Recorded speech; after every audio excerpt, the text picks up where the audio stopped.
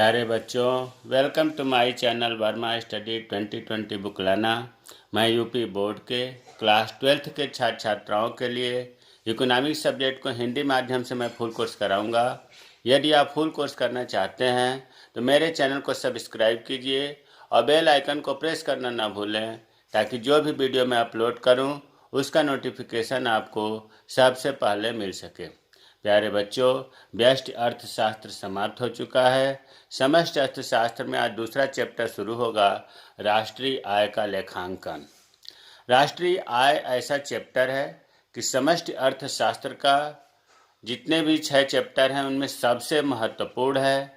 और बालकों के लिए तो ज़्यादातर ये कन्फ्यूजन का चैप्टर है, क्योंकि इसमें बालक जो है समझ नहीं पाते, पढ़ने वाले भी नहीं समझ पाते, पढ़ाने वाले भी ठीक से व्यक्त नहीं कर पाते। इसलिए हमने तय किया है, वादा किया है कि इस चैप्टर को खूब बढ़िया से पढ़ाएंगे। भले ही वीडियो लंबी हो, भले ही वीडियो की संख्या बढ़ जाए, लेकिन मैं ये मान कर चलूँगा कि आपको कुछ नहीं आता है, जीरो लेवल से शुरू करूँगा। इसलिए आप प्रतिदिन का वीडियो तैयार करें, ताकि जो भी आगे आपको बताया जाए वो चीज़ समझ में आए। बीच में स्किप न करें, अगर स्किप करेंगे तब भी समझ में नहीं आएगा। तो देखिए, राष्ट्रीय आय, नेशनल इनकम। अगर हम राष्ट्र से पहले छोटे स्तर पर देखें, अगर पूछा जाए आपसे कि परिवार की आय कितनी है, तो आप बता दोगे कि हमारे पिताजी 10,000 रुपये पाते हैं और चाचा जी 10,000 रुपये पाते हैं, 20,000 हुआ। और उस पूरे 20,000 में 5 मेंबर हैं परिवार में, तो भाग देंगे तो 4,000 पर व्यक्ति आ रहा है। लेकिन पूरे परिवार की आय आपने बताया 20,000 रुपये, 10,000 पिताजी का और 10,000 चाचा जी का। ये तो परिवार छोटा सा था, तो आपने पूछ करके बता दिया।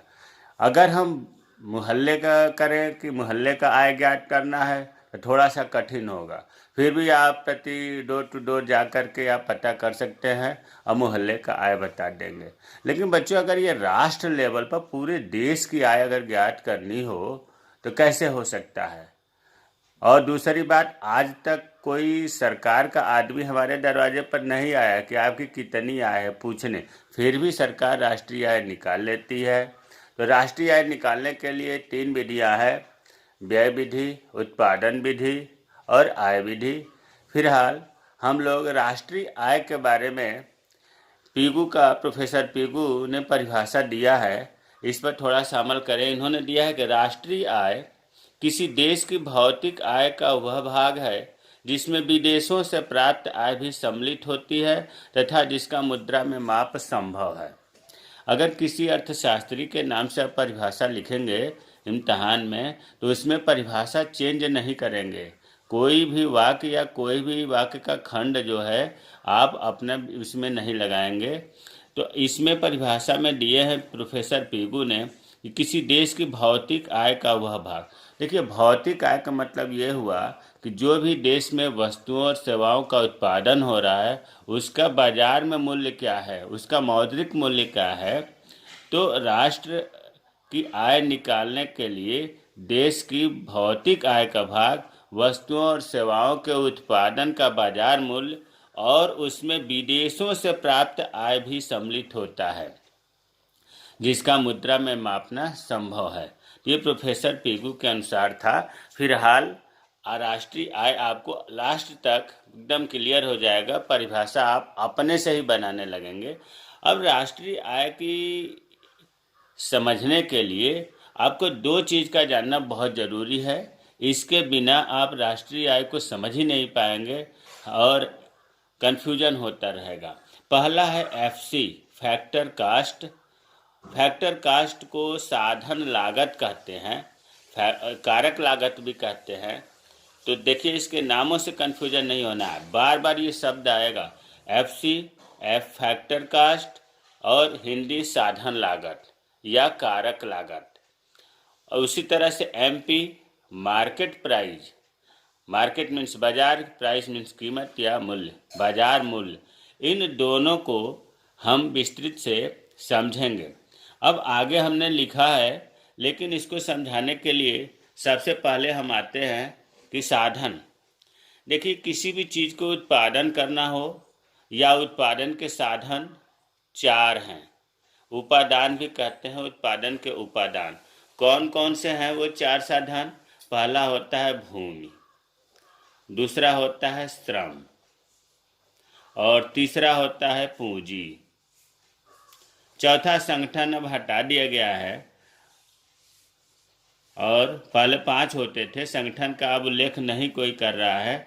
और लास्ट में साहसी या उद्यमी। तो उत्पादन के साधन 4 हैं। अब देखिए, जो भूमि देगा उसको उसके बदले में किराया देना पड़ेगा, लगान देना पड़ेगा। श्रम श्रमिक से मिलता है, श्रमिक को मजदूरी देनी पड़ेगी। पूंजी पूंजीपति से मिलता है तो उसे ब्याज देना पड़ेगा। और जो उद्यमी इतना मेहनत कर रहा है, इतना रिस्क ले रहा है, साहसी व्यक्ति, उसको लाभ देना पड़ेगा। तो आपको ये क्लियर हो गया कि ये साधन जो है 4 होते हैं। अब लागत, इन चारों को प्रयोग करने में जो लागत आती है उसी को साधन लागत कहते हैं। उत्पादन के साधनों को प्रयोग करने में जो लागत आती है उसी को साधन लागत कहते हैं। जैसे मान लो कि भूमि को किराया देना पड़ा 10 रुपये, श्रम को भी मान लिया 10 रुपये देना पड़ा, पूंजी को भी देना पड़ा 10 रुपये, उद्यमी को भी लाभ जो है 10 रुपये बचा। कुल जो है 40 रुपये हुआ। क्लियर हो गया? अब ये जो 40 रुपया आया है, यही तो फैक्टर कास्ट है, यही फैक्टर कास्ट है। लेकिन प्यारे बच्चों, अगर इसे हम एक लाइन में कहना हो तो कैसे कहेंगे? इसको कहेंगे कि किसी भी चीज को बनाने में, किसी भी चीज को उत्पादन करने में, वस्तु को, किसी भी चीज को या वस्तु को बनाने में जो मूल लागत होता है, मूल लागत, ध्यान दो, जो मूल लागत होता है उसे ही एफसी कहते हैं, उसे ही एफसी कहते हैं, फैक्टर कास्ट कहते हैं। तो अब आपको क्लियर हो गया कि जो उत्पादन करने में जो लागत आया, जिसे मूल लागत कहते हैं। देखो, फैक्टर कास्ट जो है ये उत्पादन करने वालों को, मतलब जो है इसको उत्पादन करने वाले कंपनी की लागत होती है। ये उत्पादकों द्वारा दी गई कीमत होती है। ये भाई उत्पादों को इतना खर्च हुआ ना, तो हम लिख सकते हैं उत्पादकों के द्वारा दी गई कीमत। उपभोक्ता के द्वारा दी गई कीमत नहीं है, इस रेट पर उपभोक्ता को नहीं मिलेगा। उत्पादक के द्वारा दी गई कीमत, इतना तो उत्पादक का खर्चा हुआ है। अब आपको समझ में आ गया होगा कि फैक्टर कास्ट क्या है। किसी भी वस्तु को बनाने में जो मूल लागत होती है उसे फैक्टर कास्ट कहते हैं। यह उत्पादक के द्वारा दी गई कीमत होती है। अब जो है, जब ये मान लो एक पेन है, इसको उत्पादन करने में 40 रुपये खर्च आया, भूमि पर 10 रुपये, श्रम पर 10 रुपये, पूंजी पर 10 रुपये और उद्यमी को 10 रुपये। अब इसमें क्या होता है कि सरकार जो है कुछ अप्रत्यक्ष कर लगाती है। इनडायरेक्ट टैक्स, कर 2 प्रकार का होता है, प्रत्यक्ष कर और अप्रत्यक्ष कर। प्रत्यक्ष कर का मतलब होता है कि वह व्यक्ति जिस पर लगाया गया है वह देगा, वो दूसरे पर टाल नहीं सकता। अप्रत्यक्ष कर का मतलब है कोई दूसरे पर टाल सकता है। जैसे सरकार है, कंपनी पर लगाती है अप्रत्यक्ष कर, और कंपनी क्या काम करती है, उस कर को वस्तुओं पर दाम में जोड़ देती है, तो उपभोक्ता देता है। मतलब सरकार के द्वारा कर लगाया गया कंपनी पर और कंपनी ने टाल दिया उपभोक्ता पर, तो ऐसे कर को अप्रत्यक्ष कर कहते हैं। अच्छा, मान लिया कि अप्रत्यक्ष कर 10 रुपये है, तो कुल कितना हो गया? आपने देखा कि साधन लागत 40 रुपये था, सरकार ने 10 रुपये लगा दिया, तो ये 50 रुपये हो गया। ठीक है। अब सरकार मान लिया कि सब्सिडी दे दी। सब्सिडी का मतलब होता है आर्थिक सहायता।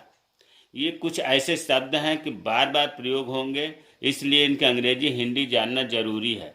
अब सब्सिडी मान लिया कि 5 रुपये सरकार ने दिया, अरे भाई वापस कर। जैसे मान लीजिए गैस सिलेंडर है, गैस सिलेंडर 800 रुपये का आता है और फिर सब्सिडी गवर्नमेंट दे देती है 100 रुपये, तो 700 का पड़ा, तो सब्सिडी घटाएंगे ना? बताओ आप ही घटाएंगे कि नहीं घटाएंगे? जब सब्सिडी सरकार दे दी, वापस कर दी, तो उसे हम कीमत में से घटाएंगे। तो जो 50 रुपये आया था, इसमें से हम 5 रुपये सब्सिडी जब निकाल देंगे तो ये 45 रुपये होगा। यही 45 रुपये एमपी है, बाजार कीमत है, मार्केट प्राइज है। तो अब हम मार्केट प्राइज को अगर कहना चाहें तो क्या कहेंगे?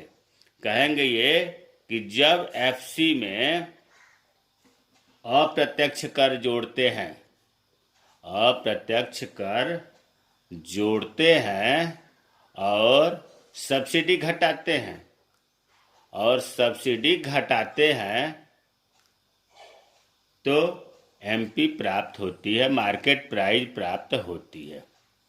यही चीज़ अभी तक बताया भाई। एफसी में अप्रत्यक्ष कर जोड़ा और सब्सिडी घटाया तो एमपी प्राप्त हो गया। अब यार बच्चों, यहाँ हम ये बताना चाहते हैं कि अप्रत्यक्ष कर मतलब यहाँ से अप्रत्यक्ष कर में से सब्सिडी जो घटाते हैं, घटाने के बाद जो मिलता है, इसके लिए एक शब्द प्रयोग होता है NIT। इसको अंग्रेजी में बोलते हैं नेट इनडायरेक्ट टैक्स, शुद्ध अप्रत्यक्ष कर। कहने का मतलब यह है कि जो अभी आपने अप्रत्यक्ष कर जोड़ करके सब्सिडी घटाया, तो अप्रत्यक्ष कर NIT अप्रत्यक्ष कर में से जब सब्सिडी घटाते हैं तो शुद्ध अप्रत्यक्ष कर मिलता है।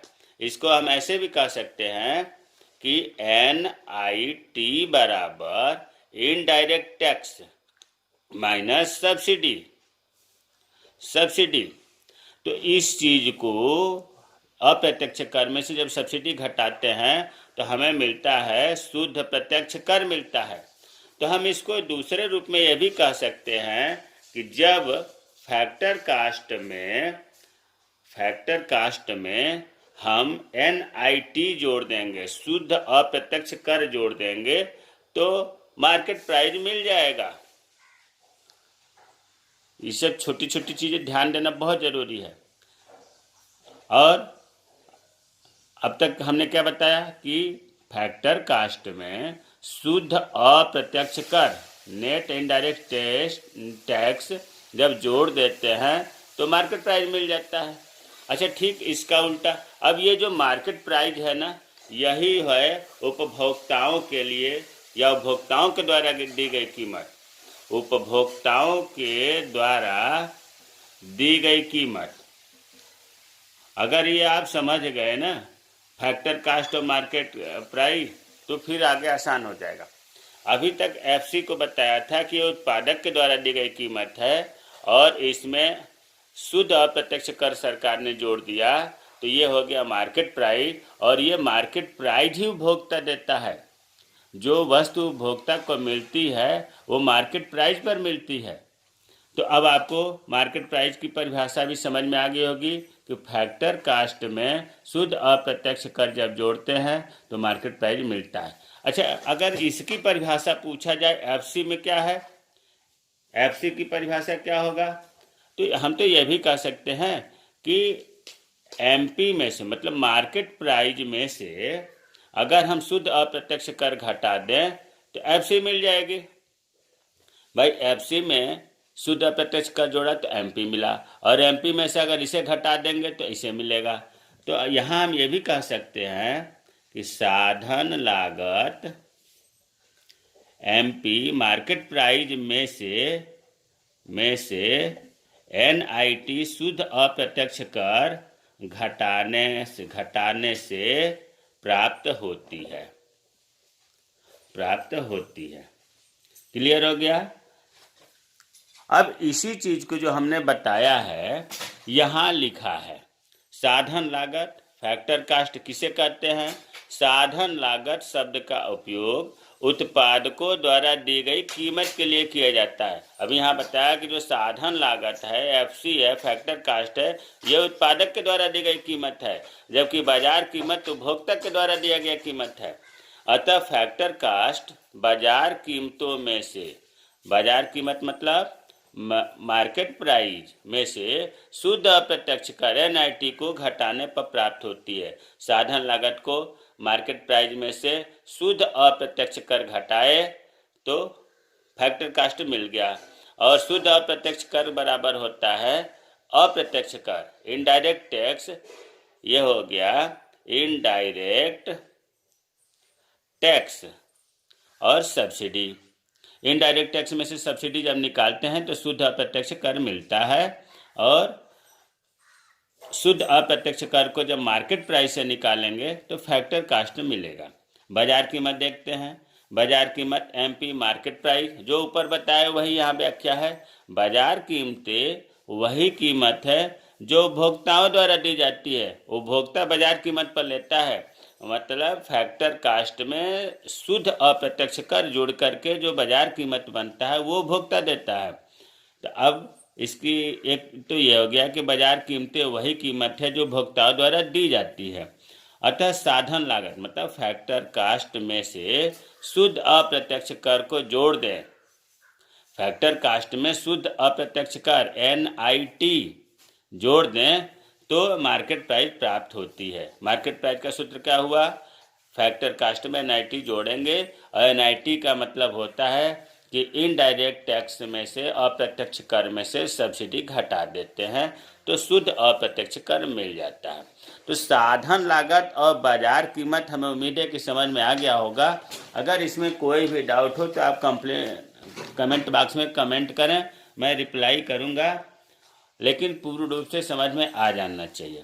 अब देखिए थोड़ा सा आगे इसे ढक रहा हूँ कि एक ही बार घोच पोछ होने लगेगा आप लोगों को।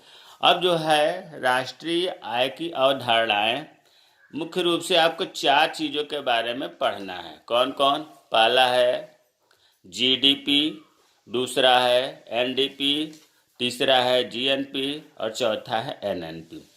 अभी आपने जो पढ़ा मार्केट प्राइस और फैक्टर कास्ट, अब यहाँ ये सब दोनों प्रकार से होगा। कैसे होगा? देखिए GDP 2 तरह का हुआ, GDP मार्केट प्राइस और GDP एट शब्द बोलते हैं, GDP एट फैक्टर कास्ट। अब देखो फुल फॉर्म यहाँ हमने शार्ट में लिख दिया कि जो G है, G का मतलब होता है ग्रास, ग्रास की हिंदी होती है सकल, D का अर्थ होता है डोमेस्टिक,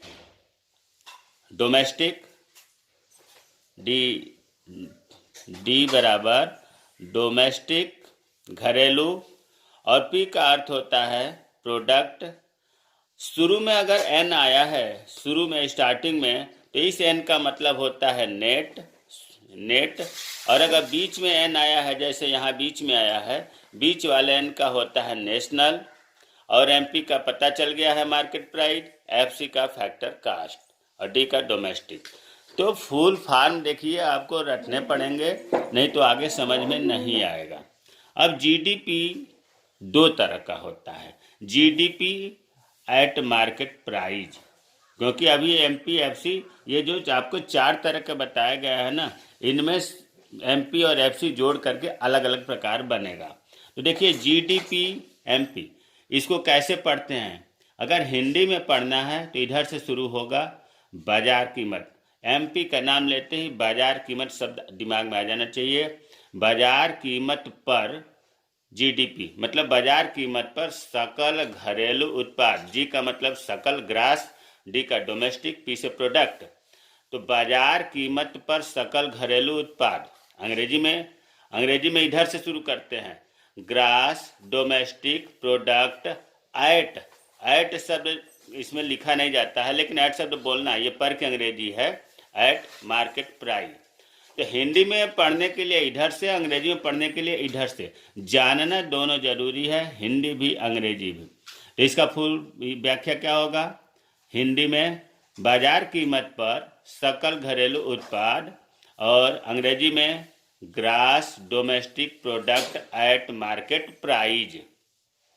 अब इसी तरह से GDP-FC, क्योंकि हमने बताया था कि जो GDP है एक बार MP से कहेंगे एक बार FC से कहेंगे, तो इसकी व्याख्या FC का हिंदी में पहले बोलते हैं। FC की हिंदी आपको बताया गया है साधन लागत या कारक लागत। साधन लागत बार बार बोलूंगा, तो साधन लागत पर सकल घरेलू उत्पाद, इसको मत पढ़िए, यहाँ व्याख्या करिए। साधन लागत पर सकल घरेलू उत्पाद, अंग्रेजी में इधर से शुरू होगा, gross domestic product at factor cast.